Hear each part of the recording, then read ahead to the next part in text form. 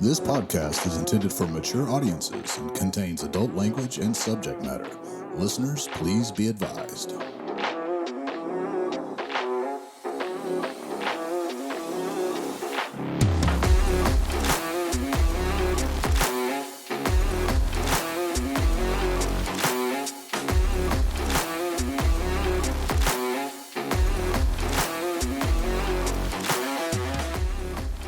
And welcome back, everyone, to another exciting edition of Drinking with Your Ex. I am Blake Thompson. And I am Bonnie Neal. Thank you guys for joining us once again. This is super fun, and you guys keep listening, so we'll keep doing it.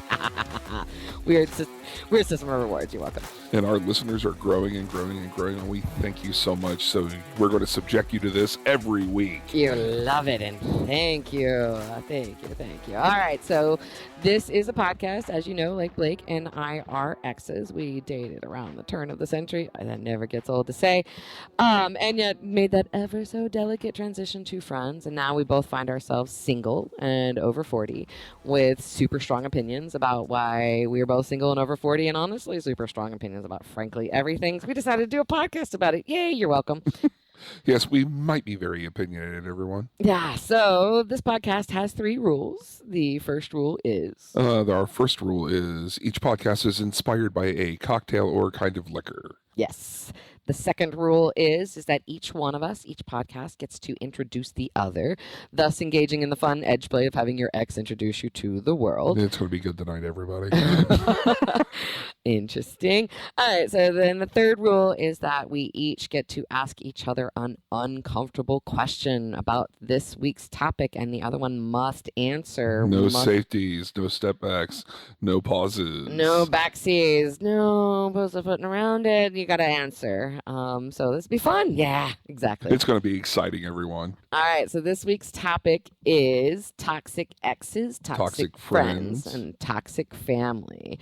What to do when your partner or you has any of these 3 in your life, and how to navigate, negotiate it, and sometimes maybe just back the fuck away from that situation. Yes, and when you have a new dating partner and they say, "So, tell me about your family," and you cringe. You're like, well, let's not rush into that. Let's keep it positive. All right, so in that lieu of toxic exes, toxic friends, and toxic family members, this week's episode is inspired by... Jaeger bombs, everybody, because what's a toxic way to start an evening other than doing a shot of Jaeger dropped into a pint of Red Bull? Yummy, yummy, yummy. It's essentially poison. Don't do it. Make better choices. I believe in you. But yes, so this week, Jaeger bombs. Thank you very much. And we'll go into the introductions. Blake, do you have an introduction? I have a really good one. I thought about it. It's awesome. You go first, though. Oh, thank you. Yes, let me introduce my ex, Bonnie Neal. She is a chain-smoking aficionado of snarky comments. It's true, actually. Yes, I should put that on a business card somewhere. I like it. All right, ladies and gentlemen, this is Blake Thompson, my ex. He is into metal shows, motorcycles, meet cute romantic stories, and tacos. All of that is true. Exactly. All of that's very true. I mean, as a Tinder headline, I don't think it's bad. It's not bad at all. You can take it. I want some credit, but you can take it. Thank you. That was actually borderline kind of you this evening. Borderline kind, right? What all of my toxic exes have said of me. All right. So the origin behind this, which I want you guys all to know, is this was one of the first topic requests that was sent in to info@drinkingwithyourx.com, and it was kind of in reaction to our second episode. We were asking, can exes really be friends? And I think in some ways we were really sort of using our relationship as a blueprint, as a template, showing that sometimes an ex can be a very unique but valuable friend. And she wrote in asking should you reconcile or be friends with a toxic ex, or attempt to be. Kind of like, should you and could you, right? Right. Be friends with a toxic ex. And sometimes you can't. No, and I felt like that deserved a full episode, and that deserved kind of expanding it out, both from toxic exes and then from going on from there, what happens when you have toxic friends or you're dating somebody with toxic friends, and then, the big whammy, which is, you have a toxic family or you are dating somebody with a toxic family. These or are you have a family or a toxic family history. yeah, and that, I feel like these are all kind of landmines that happens a lot in relationships that you have to negotiate. And Especially, and also when to disclose all of them. right, when to slowly introduce all of the unattractive things about yourself, just like toxic exes, toxic friends, and toxic family. So I have this best friend. He doesn't bathe much and he hides in a closet a lot. So Well, I mean, I don't think you should bring that up on the first date. Yeah, I mean, like, by the way, he likes to watch my first dates. He's sitting over there in the corner. wait until they're committed, and then spring, the full on the hills have eyes family members, right? Jesus. Wow, I resemble that remark. Oh, Thank God, you very me much. too, me too. Yeah, so let's start with toxic exes and address the question put out there. What I want to say to her, because I, have had some toxic exes in the past, and I actually, in thinking about this, realized that I am somebody's toxic ex currently right now as we speak. My answer is no. I don't really think you ever are obligated. I don't think you should ever reach out and try to reconcile with a toxic ex. The caveat I have, and I'm going to ask Blake for his opinion and also his therapist opinion. The caveat I have is if the toxic ex reaches out to you, the only way in which to engage with that is if their first 3 opening lines are, "Hey, I've been in therapy. B, I'm really sorry." And, C, I would like to apologize, right? Like, you notice that like B and C are kind of the same thing, but, different words. I'm in total agreement with that. If you were involved in a toxic relationship, having that toxic ex, knowing you left for a reason. Right. You left to protect yourself. You left because their emotional abuse, what have you. There's no upside, right? This is the litmus test I have for all relationships in my life is, does this person belong in my life? Yes, no, maybe. The question is, what's the upside? Are they good for me or bad for me, right? Like, Right. is there a net positive in my life that they bring, or is it a net negative? And that, I feel, when you're evaluating a toxic ex, in many ways, the answer is always net negative. Like, even getting that apology doesn't mean you should, like, maybe, reconcile and have a give them an opportunity to build a friendship. I don't know. I feel like if somebody's abused you or gaslit you, or, there's not an upside to that. I have fallen in the toxic ex crowd. Completely admit it. And I mean, I've been a toxic ex too. I don't think we were toxic exes to each other, we but weren't. we might have been if we tried to immediately force a friendship out right after we broke up. Yeah, and a friendship right after we broke up wouldn't have worked. Right. Just because of both the places that we were both in. Right. And the separation helped us develop a friendship later in life. 5 years, right? It was Yeah. it was a good, 5 years. Good solid 5 years. Maybe even a little bit longer. Well, yeah, 5 years, right? Because we broke up right around 2000, and we started hanging out about 2005. 5 years. That's 5 years. No, actually, no. It wouldn't be 2005. It would be 2006 because I was still in LA. Well, but 2006 was also the World Cup that summer. 2006 was when I came back. Oh, okay. So there you go. Yeah. Yeah, 2006 was when I came back, and I was back in New York. 5 years. There you go. Right. 5-6 years. That the point of it is that even exes under the best of circumstances maybe need a half a decade to learn to tolerate each other. And also, I mean, like Bonnie and I pussyfooted around each other a little bit. It's like, oh wow, hey, we're seeing each other. Wow, this is. And then we realized that we could actually carry on conversations like humans and got yeah, over I mean, it. when we realized that we were going to be friends is after a World Cup game, we sat there and got a very detailed conversation about crystal meth, traffic flow in like the southeast, the southwest versus the big cities, and I remember Carrie being like, "Oh yeah, you and Blake, who else can sit there and talk about like the crystal meth trade and like economic and social abilities?" And I was like, "Okay, yeah, maybe we're friends." But we were not toxic. We were just exes. We didn't fuck each other up. There wasn't any cheating. There wasn't any emptying of bank records, right? There was or emptying bank accounts. And there was also no like mean spiritedness like after the breakup where we were There's no physical violence. There's no emotional violence. There's no social violence. There was some there's no verbal violence. I mean, every breakup is somewhat emotionally painful and maybe sometimes slightly abusive, but yeah. Our relationship was not one defined by toxicity, but even then, half a decade to figure out how to be friends or have a friendly conversation in a public place. It's not something one can rush into, and I think if there's a history of abuse, I don't recommend reaching out to that toxic ex. Like I said earlier, you left for a reason. And rubbing salt in that wound is unnecessary. And as Bonnie was saying, if that said toxic ex comes back to you and says, I have to apologize. I've been in therapy. Confessions, it's like, I was toxic this way.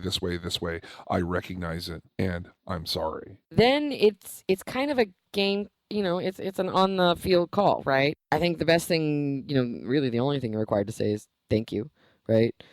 I don't think you should not respond if that comes in a text message or an email. You should, respond and say noted, being received, right? I don't think you owe them anything else than that, but except that I do feel like that's a basic courtesy.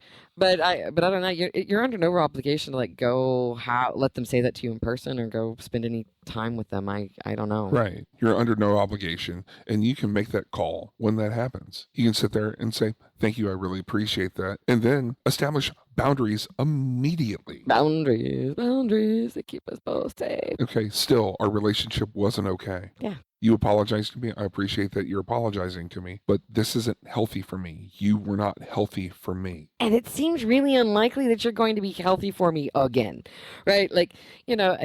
It's okay. It is okay. We don't have to be Jesus. We don't have to forgive each other, right? Jesus forgives. We don't have to. Not everybody has to be friends. Not everything has to be positive.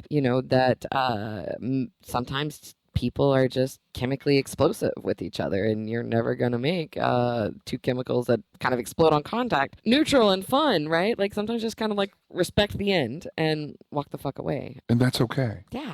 Because again, you left that individual for a reason, and I can't overstate that enough. So, what would you do if somebody kind of walked into your practice, or a client of yours and was like, so my toxic ex reached back out and he was like, hey, I've done a lot of thinking, and I just really miss your face. I just really miss talking to you, and I really hope that you and I can both kind of grow to a place where we can be adults to each other and friends. And that's actually something that I deal with quite regularly. Just like this conversation, take a pause for a moment and say, let me revisit this. Or schedule a time to have a conversation after you've thought it through. You think about why you left, why you were separated, what occurred during that relationship, what caused the end of the relationship. Also, was there abuse involved? Was there gaslighting involved? If so, walk away. It's okay. If that person is apologizing, trying to make amends with him, as I said earlier, set immediate boundaries. Yeah.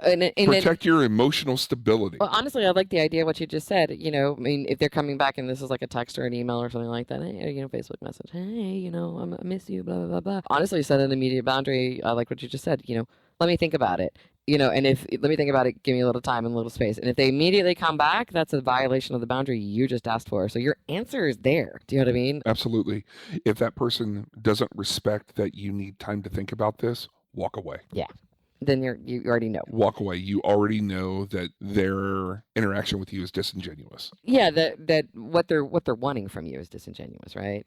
Which is kind of what I realized in us talking about this beforehand, because we do actually kind of talk about these topics a lot before we record them, and that's when my realization that I was a toxic ex. I was somebody who reached out to an ex of mine when I came back to Texas because I still cared about them. I don't know if I really wanted to date them, but I still cared about them. And the idea that they would not talk to me and that they didn't care about me anymore, they didn't love me anymore, I wouldn't let it go. I kind of needed it, and I was willing to, frankly, pull out on my considerable manipulation skills to get them to come back into my life and to care about me and to say that they cared about me. And then I kind of maybe did just sort of walk away from them again once I got what I wanted. I was a jerk. I was an absolute fucking jerk. But in retrospect, that's the reason I'm like, I came into that, I rekindled that relationship with completely 100% selfish reasons and motivations. And he does not talk to me, will never talk to me. And I respect that. That is fair. But yeah. Mm-hmm. I have a few exes in my life where I was the toxic one. Oh, yeah? My last relationships in particular, I was a toxic ex. I was not healthy. I was not dealing with my own mental health. And I was taking it out on everybody around me. Yeah, that happens. And be candid about that. And when she broke up with me, she reminded me of that. And then Of what exactly? That you were a toxic ex, or that like shit that was was toxic? toxic. She said that to your face? No, this was over the phone. Everything was done over the phone. Okay. It was a wake-up call for me. It was a big wake-up call where I had to take care of myself and I had to change my behavior and how I was treating people and how I was acting. Yeah, I will say that, realizing that I was a toxic ex, realizing that I just manipulated somebody to tell me that they loved me, even though it was not good for them or anything I had any intention of pursuing. Yeah, realizing that I've just been an utter fucking unforgivable asshole was a good wake up call for me. It was a huge wake-up call for me. And I mean, I did not attempt to reach out again because she was right. She was absolutely right. My behavior was deplorable. And so there's something to this. I'm not actually like excusing either one of us. I think we were both really, truly, epically fucking assholes. But I think there's something to being able to know that when you were know thyself being like the fun thing, right? Like if you know yourself and you can be honest with yourself when you have been the toxic ex, then I think you kind of already know your answer.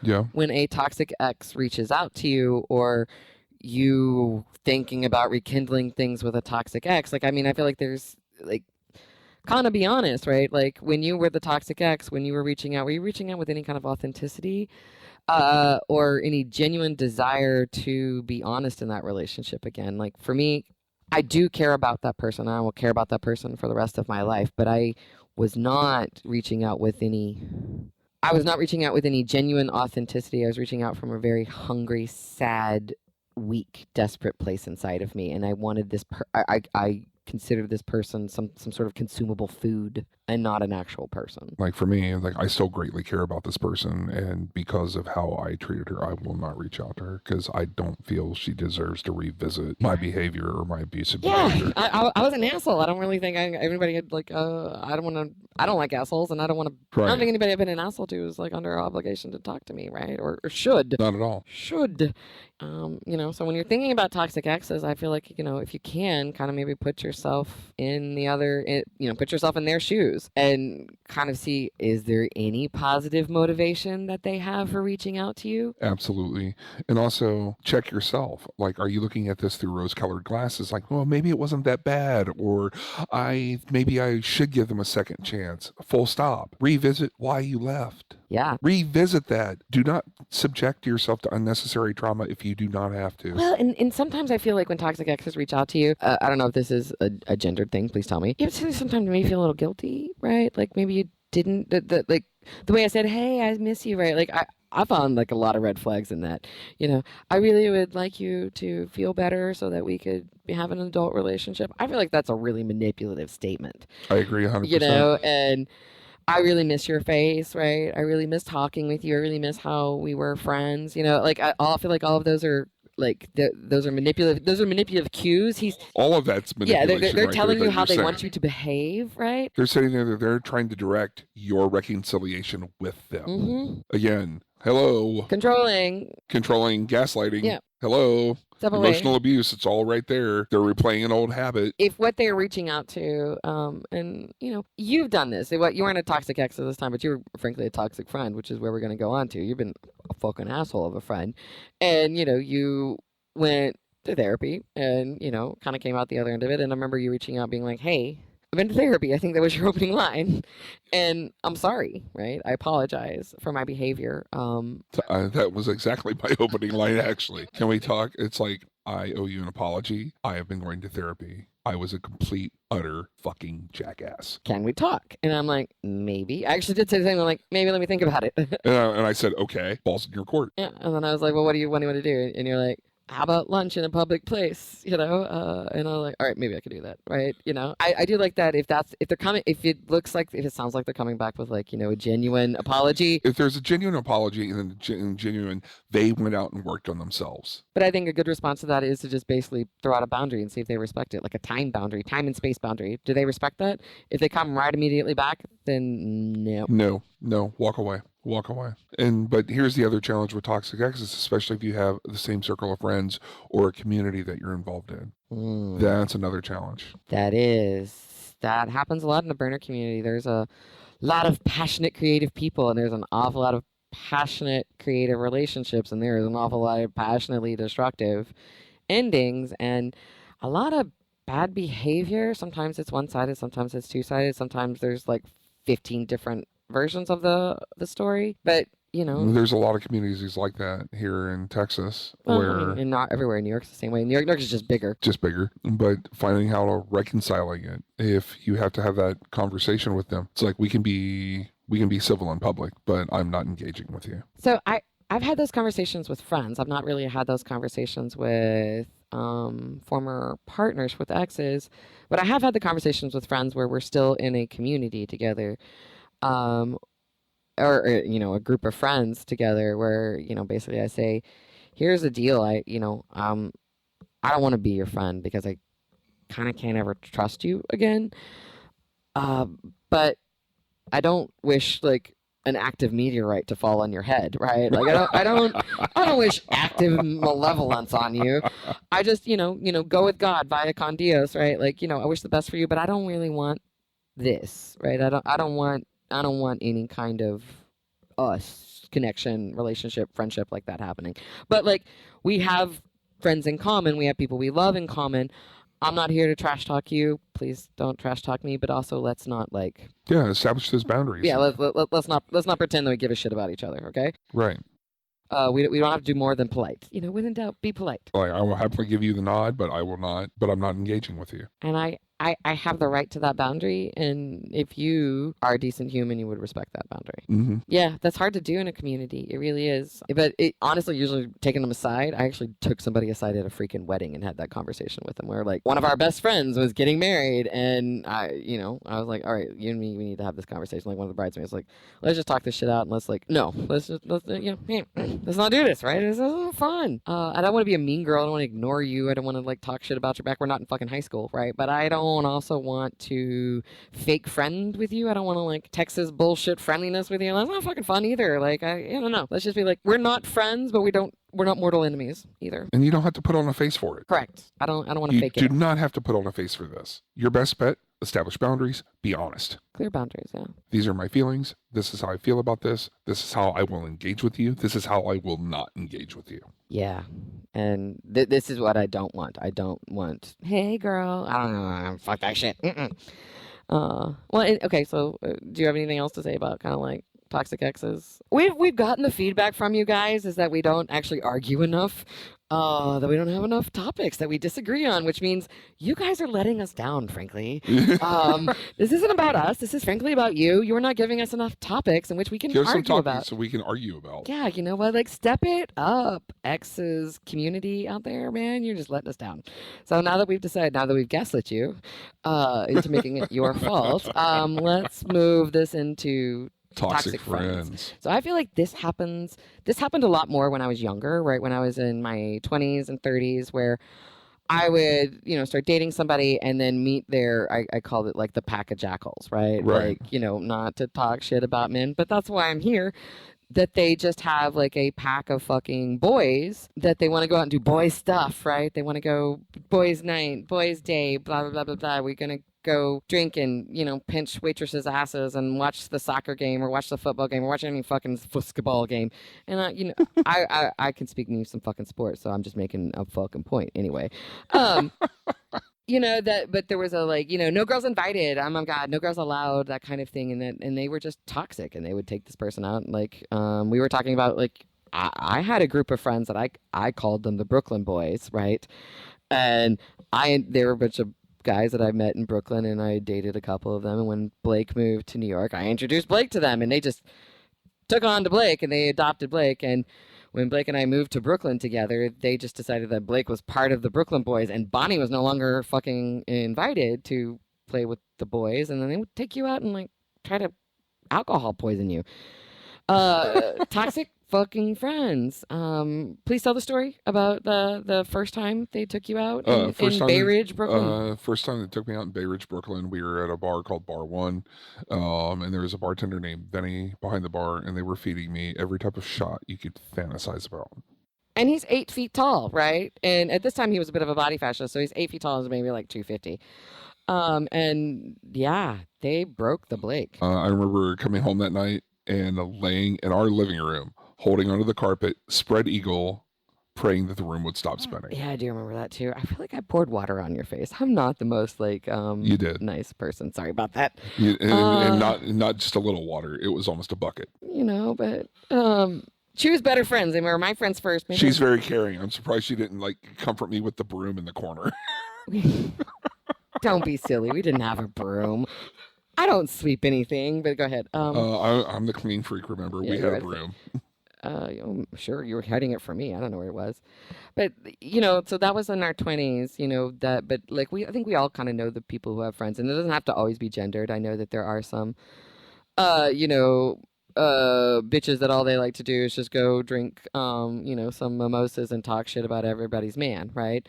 Like, there's this happens, but like, or toxic friends that just make you out and make bad choices. Friends, let's go out and commit a felony together. Let's go out and get a DWI together.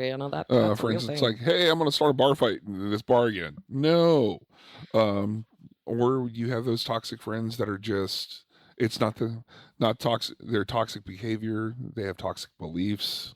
They're active addicts or drunks. That is a thing. That is actually something I feel is quite dividing in our 40s, dating in our 40s, is when we have friends that, for a lot of different reasons, are kind of stepping off the path of self-enlightenment and self-betterment and really kind of hitting that bottle and going down the bad Blake every behind the music episode ever punchline of becoming a raging drunk in their mid-40s, because that's going to solve problems. And they're embarrassing to bring around. They're embarrassing to be around. Because you don't know which kind of person you're going to get. Right. You don't know. It's like, okay, did you do 3 bumps of Coke in the bathroom and drink a half a bottle of Jack Daniels before you went out with us? Right. Not knowing, okay, are you modeling feeling sorry for yourself and you're going to self-confess to every human being that comes within 5 feet of you? Yes. And when just friends that are kind of taking their shit out on you and your partner or your other friends, just, I'm all for being a friend and all for the kind of being there for a friend, but when you are a toxic friend, when you kind of can't really seem to have your shit together and take it out on everybody around you, kind of like, stop this. But what do you do when you're dating somebody who has those kinds of friends? Because has those kind of friends, or you have those kind of friends and you are nervous about introducing them because you're not sure what their behavior is going to be like. So we're talking about kind of two different things. I feel like, let's go first with you, right? That what do you do when you are dating somebody new and you have these kinds of toxic friends? You do, right? Like these toxic friends who are, have a drinking problem, have a drug problem, have a undiagnosed BPD problem, right? Who are kind of just energy sucks, but you love them and you've known them a long time, but you know that they're kind of not quite healthy to be around. Right. Well, like, what do you say to a date, and when do you introduce them to your date? You give them, I give them fair warning. What is fair warning? Like, fair warning, letting them know it's like this. It's like we may run into this person, we may run into that person, and explain to them exactly. Not give them like every dirty detail, but give them enough details to let them know that this person is challenged. This is a friend of mine. I care about them, but they're having a fucking moment in their life, and if you can, like, step away from the fucking mess, right? And don't maybe judge me on the fucking mess. Yeah, I had an uncomfortable incident at a bar one night where I got slapped in the face by a date because we ran. What'd you do? I did nothing. That's the best part about it. Okay. My toxic friend was there. Ah. And toxic friend was somewhat intoxicated and talking about, taboo subjects you shouldn't talk in a bar. And she called him out on it, and he commenced to dress her down and cuss her out at the bar. I need a little bit more detail. I'm gonna drink a little bit more detail. They were talking about like fucking what, politics, or were they talking about like but or give me just a general kind of idea. Well, it came off with like basically she called him a misogynist. Oh, was he being misogynistic? Absolutely, 100%. Right, and then he commenced to say, "Fuck you, you fucking bitch." Oh dear. And they left embarrassed. He left with his, and ironically, he had a date with him. He left embarrassed with his date. Oh wow. And then I was left standing there in this bar trying to talk to my date, and I got ceremoniously slapped in the face going, "I don't need to be around you if you're surrounding yourself with that type of people." Ouch, but you know what? She kind of fucking had a point. I'm kind of on her side here, right? I have zero argument for what happened to me. Oh, but like bad. This guy's a bad wingman. I would not take him out for another date. Nope. Ooh. Do you apologize? Nope. Fuck. And attempted to, but it was not it was a drunken apology. Yeah, I mean, and as we know, drunken apologies mean nothing. They're absolutely meaningless. So, all right, but giving your I'm not generalizing, but most of us have that one friend we know we can't be out in public with because we're not sure what we're going to get, and we stick with that friend for history, for experiences, what have you. Yeah, that's hard. I mean, it's hard to walk away from a friend in pain, right? And when you have a friend kind of like, with a drinking or drug habit, it's undeniable that they're or in a mental health habit they are completely ignoring, right? Or and self-medicating with drugs and alcohol, right? But that's a whole nother story. The friend with type 1 diabetes who's working real hard on picking up a drinking habit because that's totally gonna work out. Yeah, yeah. All right, so what do you do in that situation? So I assume that this is a friend that you are not going to introduce a date to in the future. Like, at what point in the relationship would you do that? Right now, I don't know. Okay. This is actually a question I cannot answer right now because I myself am unsure how I would deal with it. Fair. And having to explain the history of it and the dynamics of our relationship and friendship, right? And having to get into some history on it and be, yeah, because you're this is my ride or die bitch, except she's a fucking mess, right? Right, and it turns into a monologue of poor life decisions and bad experiences, and you're like, why are you still friends with this person? You have to explain that, and yeah. Super challenging. And so I feel like I've been on the opposite side of that, right? You're the one who kind of has, we both have toxic friends. I'm not saying we don't, but your story is having a toxic friend and kind of having, how to figure out how to explain that or maybe not to a date. I have had the experience a lot, especially since I moved back to Texas, of dating men who fucking all of their friends seem to be goddamn toxic. It is just like the Brooklyn Boys. It does seem to be sort of it becomes like a misogyny mob, where they gotta go out and do boy things and they gotta I don't know, scratch each other's dicks while they watch football or something. It becomes some sort of kind of no girls allowed, women suck except big titted strippers at Hooters, right? There's this mob at it, and I've seen you do it, right? So Blake tends to attract these kinds of mobs of men, right? And they just sort of flock around him. It's happened several times. Men just behave very weirdly around Blake. I think mainly because he's fucking 8 feet tall, and scary and a little bit of a bouncer. And they feel like with Blake in their pack, right? Then they get to act like utter fucking assholes because they get to have Blake back up their behavior, right? And if somebody wants to pick a fight with them. And also, for the record, Blake doesn't do this shit anymore. No, you don't. But you don't. You didn't when I met you. Yeah. Right? But you still attracted these men, a moth to a flame who whatever around it wanted to befriend you. I will say, stunted. Stunted is a good word. Yeah, for whatever reason, their insecurities kind of needed. Their insecurities and their maturity level do not match their age. Right, and so it's hard to kind of. Yes, so when I see these flocks of men around you, and I'm going to talk about one in particular that you had that had a real affinity for handguns and rescued Doberman pinchers, because that's a hell of a combination. I mean, he was in full-on misogyny, I hate women mode as well, and he fucking hated me. And I was not dating you, I was just your friend, right? But he hated you because you called him out on his shit. Because you don't take a fucking gun. If you have a fucking gun everywhere and all you're doing and looking everywhere you go is just playing out what kind of active shooter situation might happen and you have a fucking gun on you, guess what? You're the fucking active shooter here.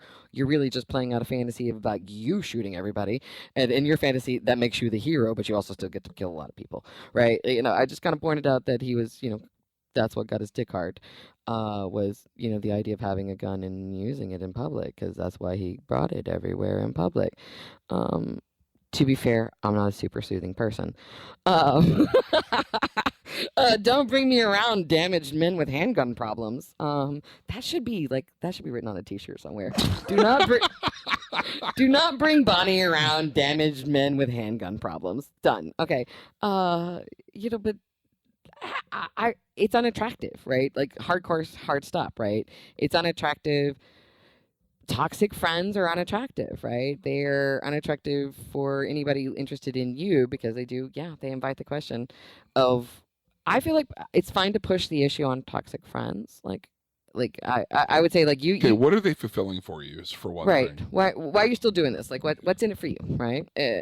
Toxic family, which I think we're going to go to next. I have a little bit more leeway, kind of an entirely different perspective on, but toxic friends I have no fucking patience for. And also, like, as I get older, candidly speaking, toxicity in friendship, if there is more toxic than friendship, it's time to walk away. Yeah. I don't care how long you've known somebody, where it's about the quality of time you're spending with another human being. And when you realize that every time you spend time with that human being, and it's a cringe. Right. And that you're afraid to introduce them to people, you're afraid to go out in public with people, and so forth and so forth. Well, because, I mean, in many ways, in my opinion, what the most beautiful thing about friendship is, and out of all the relationships we're going to talk about tonight, right? Exes, friends, and family. Friends are my jam. That is my most favorite relationship. That is where I've put almost the majority of my time, love, and attention. I love my fucking friends, and frankly, I have amazing goddamn friends. But what I love about friendship is that it is utterly voluntary, right? This is a person that is choosing to spend time with you, and you know that other person is choosing to spend time. Like, this is utterly voluntary. There's no change, there's no cuffs, there's no commitments, there's no fucking legal documents, right? Like, this is a relationship completely free of binding, which means the only thing that binds us together is our mutual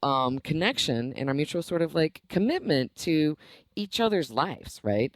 Like, what I love about friendships is like we're like cheerleaders. Like, I'm a fan of your life, Blake, right? I'm a fan of my friends' lives. So the idea that I get to kind of see the story of their life is truly one of the great privileges of life. I agree 100%. And but also, kind of like every story sometimes does have an end. And if a friend is sort of violating your story, right? If a friend's problems are suddenly becoming your problems in the way that they're fucking your life up, then that friend is betraying that relationship. That friend is betraying that friendship. Exactly. And that's the reason I'm like, and I got no fucking time for it. Because, it's not that I don't have time for friends going through a bad time. I mean, I've been through a lot of bad times, and I wouldn't have gotten here without my friends. That's not what I'm saying. When you're in your 40s, right, you kind of know what your fucking life is, right? And you kind of know what you need to do. And also, watch out for cycles. If this is a repeat performance, right, this is where you're telling them, it's like, okay, you need help. And they kind of know it, right? Like, when you tell somebody who is problematic drinking at 23, you're like, maybe you should go to rehab. They're like, no, I got it, right? Okay, fine, maybe you got it. Yeah, maybe you got it. But if you're having this conversation at 43. At 43, then guess what? You got a fucking problem, and you need professional help, right? Because this is, you already know what to do differently, and you're still kind of making bad choices, which means, like, something's gotten away from you. And you gotta just take fucking control of your life, man. Speaking from experience from this, like I said, it's not easy or fun, right? It's not easy or fun. Not easy or fun. Taking account for yourself is... It's shitty, but it's hella better than the fucking alternative, which is to become a Stephen King novel, or Yeah, and like at the end of the day, no one should be afraid to introduce their friends to a potential significant other, a date, or a new friend. Yeah. So, I mean, this is, out myself. I was a toxic friend in my 20s. I had a group of friends, and we were just shitty to each other's significant others. We were kind of like cool kids crowd, right? I don't know if you're cool enough to sit with us, right? On Thursdays we wear pink, right? And we were just that kind of cliquish jackasses, and we were really kind of mean to anybody who dare try to break into this little like clique, including our friends' wives and husbands, right? We extended it to that, and that was just tribal and toxic. Like, I don't believe in hazing, and I know that I was an asshole, epic, and like, basically we're like, I was like, we talk a lot of shit about people and about how people would behave, mainly because we done that shit, and if you the first person we're calling out is ourselves. Yeah. My 20s was a learning experience of what type of person I really didn't want to be. Fair. And it was reiterated to me in my 40s of what kind of person I don't want to be. Yeah. You do actually have control over your life, believe it or not. Well, let's go to the part of our lives that we didn't have a lot of control over, but Toxic families. toxic families. Bonnie and I both have great experience with this. We do. So a little bit of background too about how we got into the toxic families is feedback. I ran into somebody who's a fan, and this is why I'm come on guys, give me your topics, right? Like we do listen. And I kind of asked her what topics she would like to hear or what she thought was something that she wanted to hear people talk about, and she said toxic families. She has a situation where her cousin is married to somebody and those two families just hate each other. And she kind of wished they'd figured that out before they got married, because now they're married with a young baby, and this Hatfield and Coy kind of family hatred is escalating. And what do you do when you marry somebody with somebody and you fucking hate their family, or their family fucking hates you? What do you do? Because, if you want to have a future with this person, that future does involve their family. Exactly. And there's got to be, and should you even do that? At what point does that family toxicity become a deal breaker that you walk away from? Yeah. And it's, I know I'm challenged with this, where I'll be candid. Like I look at myself as very liberal, progressive, well-rounded human being. And then there's Ohio. True. Yeah, Ohio needs an awful lot of disclaimers and caveats before you bring somebody around. Luckily, when I visited Ohio and I was dating you, I was coming from West Texas, and Ohio just seems very cute and cuddly in comparison. Less cactus, less rattlesnakes. Bonnie was prepared for it, but some of my other exes in my life, it's like, oh my God, what type of snakes do you have in your family? Excellent choice of words. What kind of snakes do you have in your family, and what does that kind of say about you, and how much time do I have to spend around said snakes, right? Like, what are my obligations to the snakes? Do I have to take care of this snake when they're old and feeble? Are they going to move into my house? Right? These are big questions. Exactly. No, these are valid questions. These are valid questions, man. These are absolutely 100% valid questions. It's like, okay, are we going to have kids together, and are we going to sit there and go, is that thing going to raise my grandchild? Yeah. Is that thing allowed around my grandchild, right? Yeah. Oh, that hateful creature, right? Right. And it's just, and you're like, it's when you go home and you realize that your family has a drinking game to see if so-and-so is going to say something mean or racist. And you're like, what the hell? Right. And you have to explain that to a potential mate. Right. This is something I remember coming to where I realized in many ways, when I was in my late 20s, is that, I had plenty of problems. I was a crazy fucking bitch. But in many ways, truly one of the most unattractive things about me was my family. The idea of introducing people to my family was, I think you were the last person I ever dated who I ever got to actually meet my parents, which, fuck no, right? Because after my father was epically creepy with you, I was like, yeah, we're not going to do this again, because I don't really want to have these conversations. I've always felt that, that my family is, it is my right? It just kind of goes into crazy fucking the hills have eyes sort of conversations when your family tree doesn't branch, right? Mine's not that bad, but certain parts of there are. Like when at my sister's funeral, my first cousin, not first cousin, but cousin, kind of hit on me and my sisters, and you're like, all right, so this is happening and real. I recently went to not my hometown, but where I went to high school. I went there. It was the 25th high school reunion, not of my class, but of the class below me. And one of my oldest friends, she was putting it on, and she was talking about how she's been married for 12 years, and she has not taken her husband to San Angelo, and he never met her father, and she tightly controls what access her mother has to him and her family, because her sisters are awesome, but her family back shit crazy, and he feels weird. He feels like, he's being denied this part of her life, and she feels, I am protecting you from this part of my life. And he doesn't really, he believes her, right? He believes that she's protecting him, but he doesn't kind of really understand it. And I kind of respect both sides. That does seem to be kind of something hard to navigate. And wow, like what is I don't actually have the right answer. I have no idea what kind of advice to give somebody who wants to date somebody like me with my fucking family, or frankly, sorry, somebody like you with your fucking family. Like, at what point is there a red flag? The best thing I can say is be honest about it. Let them know the pitfalls. It's like, okay, I have tedious relationships with my family because I don't exactly fit into their political narrative, social narrative, life narrative, everything narrative. criminal background narrative, right? Because if you want to see something hysterical, it's like I have a family that has a questionable criminal history, and when I was a police officer, my life was fucking entertaining. Correct. Yeah, I mean, to be fair, that is a trope, a cliche, right? In a criminal enterprise family is always one that becomes a cop. Because how else you rebel, right? That's a perfect way to rebel. Is in a family of people who break the law, you become one that upholds it. Yeah, I mean, but like, where do you even bring people into this conversation? Because like in your 40s, these are conversations you have. It's like, why are you alienated from your family?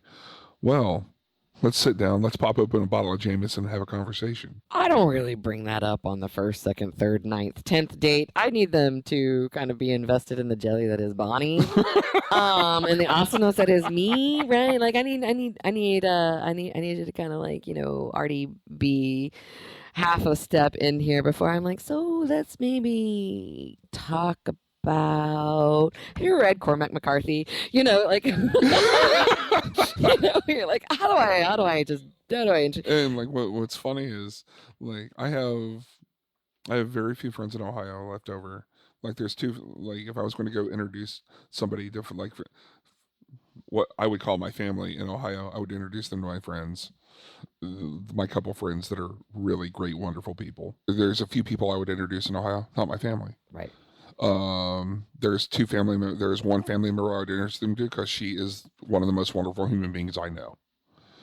And much like myself, she separated herself from a lot of the toxic behaviors and toxic connections as well. Because for all of us, it was unhealthy. Yes. But so what advice I would give to a young age appropriate lady who is dating you, is to just stay the fuck out of it, right? Is to be Switzerland, is to have strong boundaries around your family, and to exercise your right to be a conscientious objector and to just piece the fuck out. And that's actually hard in relationships. It's hard in relationships to be like, I don't really like your family, but you do, right? And you should go to that family reunion. You should go to that family dinner. You should go to that Christmas, right? I don't want to, right? I don't want to do that. And I need both you to respect the fact I don't want to do that, and I need to respect the fact that you do, right? But like that's hard. That's hard. I think that's hard in like a kind of a cis-het normative kind of world, because there's such an emphasis of like, let's bring the families together, and I'm like, oh, but maybe let's not. For us to remain in a healthy relationship, maybe we should not try to mix our families. Well, and I feel like that, the idea that, the Hatfield McCoy's thing, that's what I was like, I feel like, I'm sorry that that's the solution, but I don't think you should try to do things together. Yeah, it's like, don't delve into that snake pit if you don't have to. And trust the other person. If they say, hey, this sign says trespassers will be shot on sight, you know what? You should stay away. You should trust them. And they'll be like, no, it's fine. I totally want to meet them. And then you're like, well, I don't. Yeah, no. And also, like I know by the time I'm this age, I'll be candid. I have a created family. Like my friends are my family. Which is why it's so hard to sometimes forgive friends who turn toxic, right? Because you're like, you're impersonating my drunk, weird uncle right now. Stop it. Be better. I have a great extended family in New York. You do. I have a tremendous extended family in New York, and I love every one of those fucking people. You are well loved amongst the 5 boroughs. It's true. And I mean, like, if I'm introducing you to them, guess what? With a weird fan club in Jersey, but we don't judge. Yeah. But again, with like when you're starting to get into the family thing, tread lightly. When you're talking to your partner about it, be honest. Yeah. Because I mean, like sooner or later, the questions are going to come up. It's like, hey, you know what? You don't talk about. Do you have siblings? Do you have parents? I mean, do you have grandparents, extended family? It's like you never talk about them. Why? Because these questions are going to come up. True. Sooner or later, especially if you're getting into a serious relationship. Like, we're past dating. We're now talking about exclusive, and it's like, hey, I don't know anything about these people. Well, and I would like to say the super fun thing about dating in your 40s is that family story is going to affect your future if you're serious about them, because this is the change of life conversations where you got to deal with parents that maybe need assisted living, maybe need to move in, maybe need hands-on care taking, maybe like it's a reality that that mother-in-law that fucking hates you may want to move into your house now, and that's this is the things divorces are made of, right? These are the things as we get older, everyone. This is things we have to consider. Yeah. And it's just tread lightly. The thing I like about, like, well, I don't know. I mean, I have a fucking train wreck of a family, so I do what I say, not what I do. The one thing I will say about families, the one thing to never do is an ultimatum. Don't ever do me or them, right? Never do the me or them. What I would recommend, if you're at the point where it's me versus them, then what you need to do is you need to put down the boundaries and you need to take yourself out of the game. Because if that's where you're at, if it's an ultimatum, me versus them, the only way to win that game is to fucking leave it, is to not play it. And, you just need to, like, I don't want to get into this with your family. I don't want to ask you to leave your family or not be with your family. Don't be that kind of controlling, isolating asshole. But also, you don't get to ask me to be around them. You know, that, like, I'm not going to ask you to sever your ties with your family, but also you can't ask me to be like an object of abuse. Right? Exactly. And let's just agree to respect that, But yeah, but he who issues an ultimatum is destined to lose it, and that is utterly true. Whenever you're diving into the snake pit of somebody else's family, because recognize you never know what's happening. Families are quite secretive and protective of themselves. Yeah, and like I think one thing we noticed, it's like, are we on that uncomfortable question time yet? We are. All right, you go first because I don't really have one. I'll think about it right after you ask me something I don't want to answer, so I'll get mean. Go ahead. I don't have enough to drink. Hang on. All right. Uncomfortable question. So, we're coming to the uncomfortable question part of the podcast, and this is, frankly, an uncomfortable subject for Blake and I with the uncomfortable, toxic, exes, friends, families. So I'm going to ask an uncomfortable question of Blake, and I kind of want it to be the uncomfortable question he asks me. He's allowed to, time out and ask a different one. But I'm going to give you a hypothetical, and I want you to tell me the speech, for lack of a better word, right? Let's say tomorrow you meet an amazing woman who you fall in love with, and she is beautiful, and she is kind, and she is smart, and she is deeply loved by a well-functioning family, so she's maybe an alien. And, you guys are on your 6th, 12th, 9th date. And, you've made your requisite funny, snarky gallows humor statements about your family, but it's a lot of vague booking at this point, right? And so she looks at you and she says, so why don't you tell me about your family? What does that first conversation explanation? What is that? What is it? If you could impart not one thing, but if you could say in that moment, what is it you want her to know about your family and know about you? I am nothing like my family. I am the black sheep of my family in the sense of where, like I said earlier, I don't fit in with who I am and what I am, and start from there. Because as I am waffling everybody. The narrative I would give to someone is to let them know that I am nothing like my family. And I've for a very long time had to apologize for my family, for who they are and what they are, and how they behave, what they've done, how they've lived. And it's something I've done and worked very hard at to get away from. There's a reason why there's thousands of miles between me and my family. There's a reason why I don't go back and visit and just go through the narrative, because, ladies and gentlemen, I could go on all night about this. Well, I mean, I don't know if that time is the. I mean, do you think that time is the time to sort of like start the epic narrative of Blake's family story? Right in the beginning, I was born. Right. I don't know if that's necessarily the time for that, but like, what is it you want her to know about you, based on how you feel about your family? Right. That what does it mean to be you with this kind of relationship with your family? What does that mean to her? This is a really hard question. I'm sorry, is it too much? It's not too much. It's just a really difficult question because I'm trying to figure out how to word this. And like I was saying earlier, explaining that I'm nothing like them. And then letting them know if you do meet them, they're going to have a narrative about me. That's not true. It's not even remotely true. I'm not what they think I am or what they want me to be. So they have their own narrative, and that's not my narrative, because I'm a outgoing, kind individual, and my family is not. And that's hard to explain to somebody. I think it's, well, maybe not. I mean, I don't think it's hard to understand what it's like to be a kind, loving person in a family that is not, right? That doesn't take a novel and documentary to understand. Explaining that I've spoken a lot about my past. Talking about it to a potential significant other would be challenging, just because it's like, why don't you have this type of relationship? People judge that. They do. I think, I mean, I hate this quote, but I love this quote because it goes so true. Tolstoy, right? Happy families are all the same, but every unhappy family is unhappy in their own unique way, right? Every unhappy family is unhappy in their own way. And so if you come from a happy family, you don't really have, in many ways, the imagination in which to understand what the narrative is to grow up around an unhappy one, because it's each somewhat unique about it.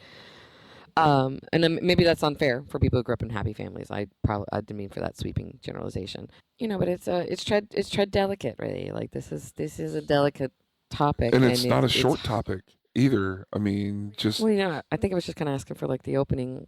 Yeah, but there's just letting that said individual that we're talking about know that I worked very hard to become the individual I am now, and I'm nothing like them. That would be the most important part I would communicate. So that's a hard question. How would you answer that? You find that individual that you're in a developing new relationship with, and they start asking questions about your family. How are you going to answer? Well, kind of the first thing I need to answer is that I've not spoken to either of my parents since 2014, right? So, 8 years. That's a strong statement, and most people have a real strong reaction to that. What I've found is absolutely very few humans can hear the story, can hear me say, I've not spoken to my mother or my father for 8 years, and not immediately imagine not speaking to their mother or father for 8 years. And so the conversation that happens afterwards, when I say things about my mother and my father, they kind of feel like I'm criticizing their mother and father, and they get super defensive. And I'm like, and they're like, no, well, your mother loves you. Your mother, I'm like, your mother loves you. You don't know mine, right? Your mother may be a loving, caring person. Let's talk, like, you don't know mine, right? Like, I'm not criticizing your mother. I'm talking about my own, right? Right. And that's just my experience with those conversations. So I don't quite know, but I know that I actually have to start with that statement, because that is something that is a showstopper, right? That is a hard thing to do for an adult child, to have no contact with her parent, and have no contact with her parents for pushing on a decade is a definitive choice. And it's a choice that a lot of people have a lot of opinions on and a lot of feelings about. But going back to if I did meet a man tomorrow that I fell in love with, and he was smart and he was kind and he was charming and he was all about me and my jelly, and, he wanted to know about my family, I feel like that's something that he's going to need to know. And if I wanted him to know something beyond that, is that that is not a decision I made lightly, and that is not a decision I live with easily. But it is ultimately the utter fucking right decision for me. Right. And I'm not going to get into the full fucking novel of why I came to that decision. But I need him to know and trust that that was the absolute right decision for me. And I didn't do it lightly, and I didn't do it over something stupid and petty. I didn't do it stamping my foot over money or over some imagined slight. I did it actually from an excess of a lot of love, both for me and for them. We are bad for each other. We are bad to each other. We are toxic. And I chose not to engage. I chose not to live in poison anymore, and I am not saying that I don't know, I'm not saying I didn't play a part in the poisonous stuff, but I just, like I said, sometimes the only way to win the game is to fucking leave it. And that's all I want from that moment when that statement comes out is for him to, I don't know, be able to hear it and recognize that that decision does not make me a bad person. And that honestly, that's a decision that he doesn't need to fix, right? Like, the trajectory of my life is not to get to a point where I forgive them and become Jesus. No, that that decision is not something I'm really super interested in, like, opening up for negotiation. Right. Like, I need him to respect that decision and respect, even if he doesn't know the full goddamn narrative story, that it was a journey to get there. And it was a hard decision to make. And that, I don't know, I just need some kind of love and respect for that. And then, the narrative as it will come out if it needs to. I don't think the horrific story of my childhood needs to be something everybody needs to know, But I don't know. Is that weird? No, it's not. I feel like that's dialed down from, me at my more crazy moments being wanted, like, word vomit. Let me tell you my entire fucking history and need you to accept it right now. First date. No, let's not do that. No. I mean, no, not at all. Really kind of what I'm needing is some sort of, like, acknowledge and recognition of the journey I've made, right? You need to know the full fucking journey. We don't need to read the goddamn 3 volumes of Lord of the Rings, right? to know that Frodo's seen some shit, right? That's what I'm saying. Sorry, I just got full on nerd, but you got me. You felt me on it. Like, that was a spot on metaphor. We don't. You need to read the goddamn full book. To know that Frodo's seen some shit. And that's kind of all you got to do is just need a little bit of respect for, like, Right. Absolutely. Rock on, Frodo. Rock on. Well, so we dove into some really interesting topics tonight. I mean, this was a heavy subject. I don't think we were quite as funny as we wanted to be. But this was, I think it's a solid topic. I think this happens a lot in relationships, and this happens obviously in our relationships. We really want to hear from you about this. We do, and we do listen, and we do respond. We love you guys. Again, you have any topic ideas, suggestions, feedback? info@drinkingwithyourx.com. Right on. I'm Bonnie Neal. I am Blake Thompson. Okay, everybody, I think it's time for that refill. Take care.